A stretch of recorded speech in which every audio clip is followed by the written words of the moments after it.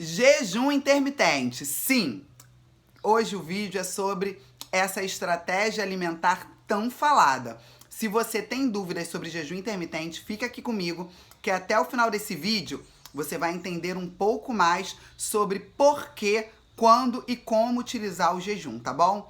Bom, seja muito bem-vindo, muito bem-vinda a mais um vídeo aqui no canal. Para quem ainda não me conhece, eu sou a professora Amanda Costa. E esse é um canal que tem como objetivo levar letramento científico em saúde para você. Ou seja, te ajudar a alcançar o corpo que você deseja sempre, conservando e mantendo a saúde que você merece, tá bom? Bom, galera, jejum intermitente é uma das principais dúvidas que a galera traz para mim entre as estratégias alimentares, né? E claro, se você quer conhecer outras estratégias alimentares, aqui no canal tem uma playlist onde eu falo somente sobre dieta, low carb, cetogênica, qual a melhor dieta. Depois você entra na playlist e escuta tudinho lá para você entender quais as diferenças, como é, o que é low carb, o que é cetogênica, enfim.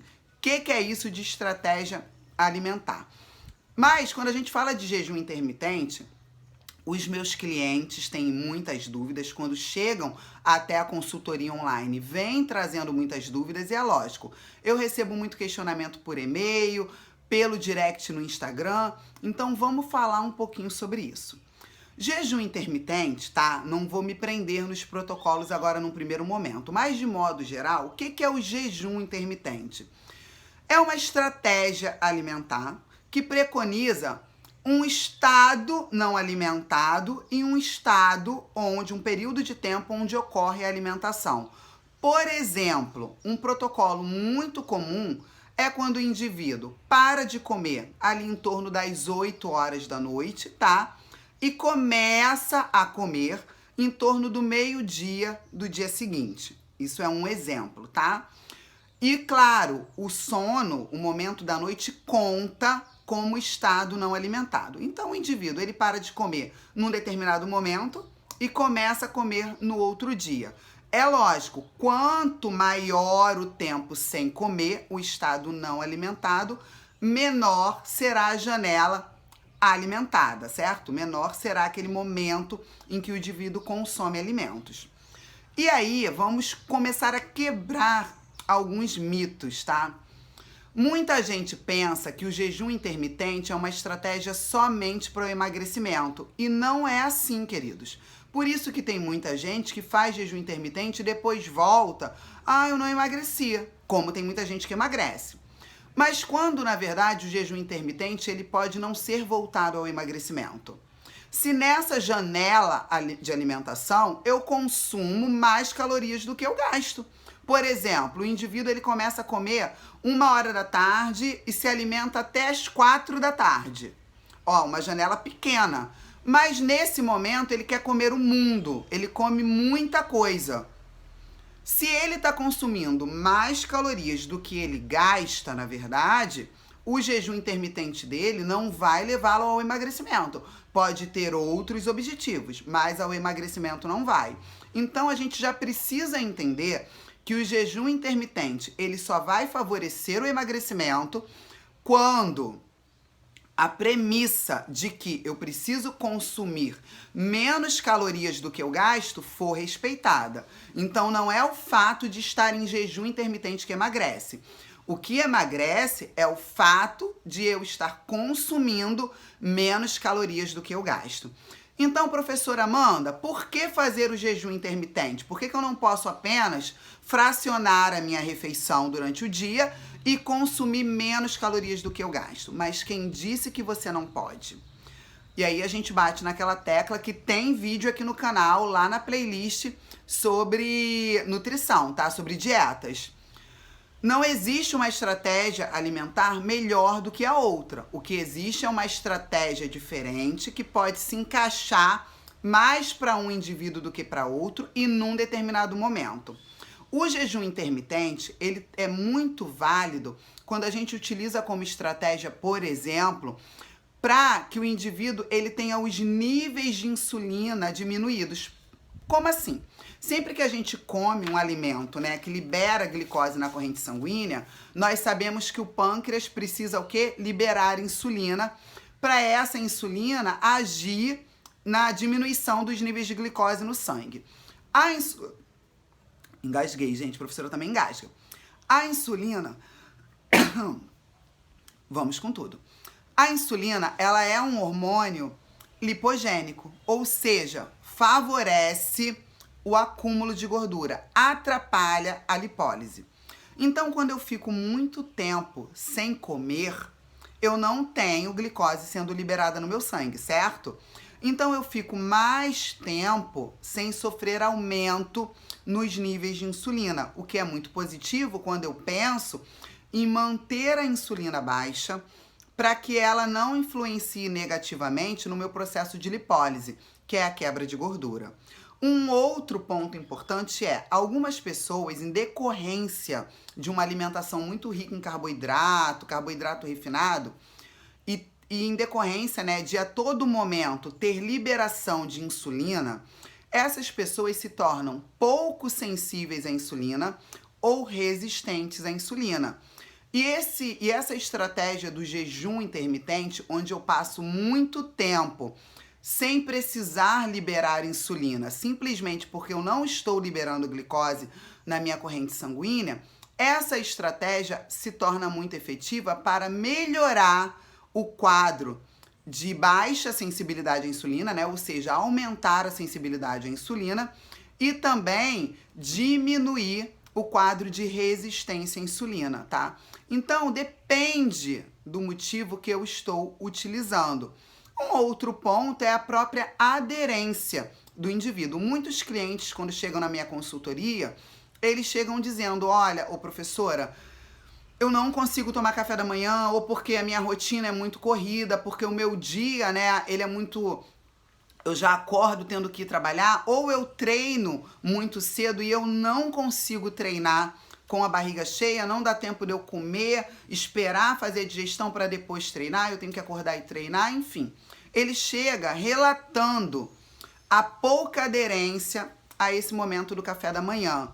Para esse indivíduo, é bem provável que o jejum intermitente se mostre uma estratégia alimentar efetiva, porque aí você consegue colocar as refeições dentro de uma janela de oportunidade onde vai se encaixar de maneira adequada na rotina daquela pessoa. Agora, vamos trazer um outro exemplo? Para alguém que, assim como a professora Amanda, já é despertado pela fome, porque eu já acordo com fome, né, gente? A fome me acorda. Pular o café da manhã é sempre muito sofrido. Apesar de eu ter a prática do aeróbico em jejum, eu tenho que acordar, fazer meu aeróbico e já entro desesperada para comer. Ficar sem comer, principalmente o café da manhã, me traz uma angústia. É muito difícil. Para um indivíduo que está começando num protocolo, está experimentando a mudança da composição física, né, tá aderindo a novas estratégias, pode ser que o jejum intermitente não seja tão efetivo. Vai causar sofrimento, ele não vai conseguir aderir, levar por um longo prazo. Então, como eu estava dizendo, é importante que a gente reflita para quem, por quê e por qual motivo. Agora vamos lá.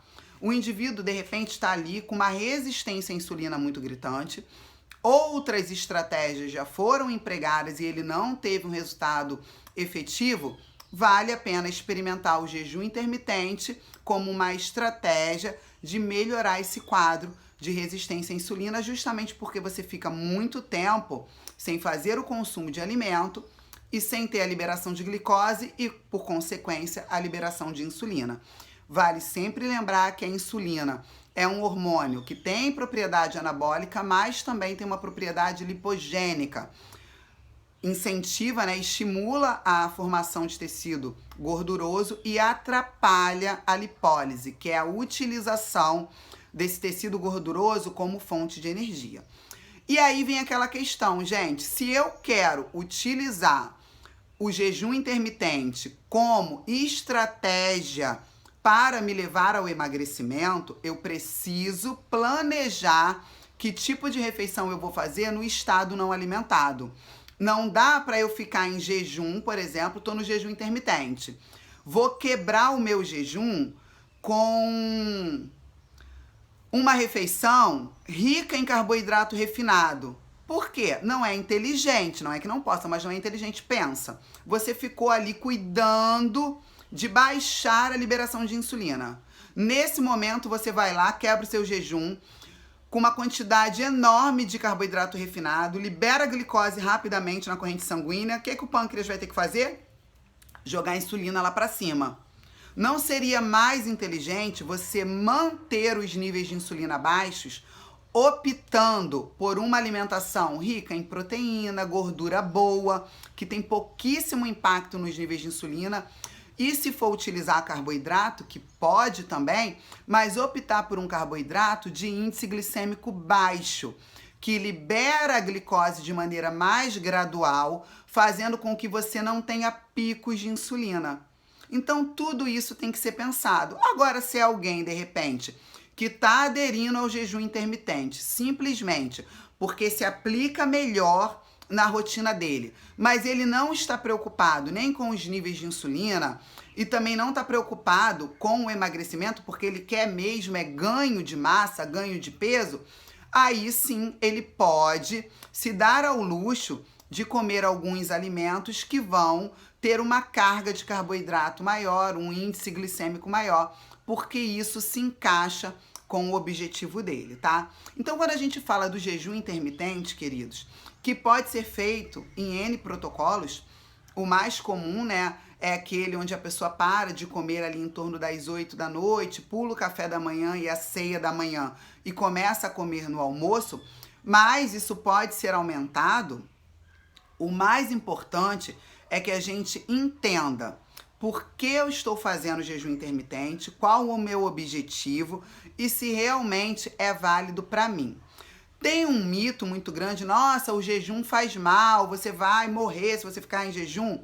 Nós sabemos que não é assim que funciona, né? Desde que você não fique aí vários dias sem comer, fazer um protocolo onde você fica 14, 16 horas no estado não alimentado, desde que você não tenha um quadro, por exemplo, de hipoglicemia, não vai trazer malefícios à saúde de ninguém. Agora, se te traz um grande sofrimento, se não é bom para você, se você tende a não aderir ao protocolo alimentar, talvez você possa sim buscar uma outra estratégia.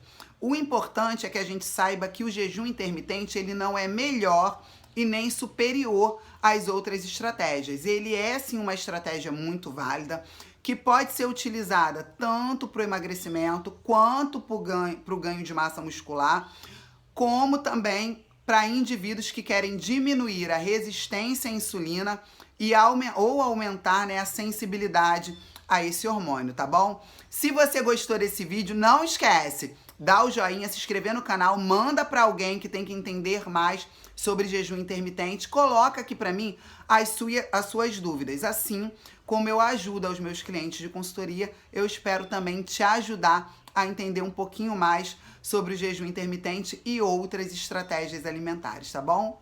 Beijo e até o próximo vídeo.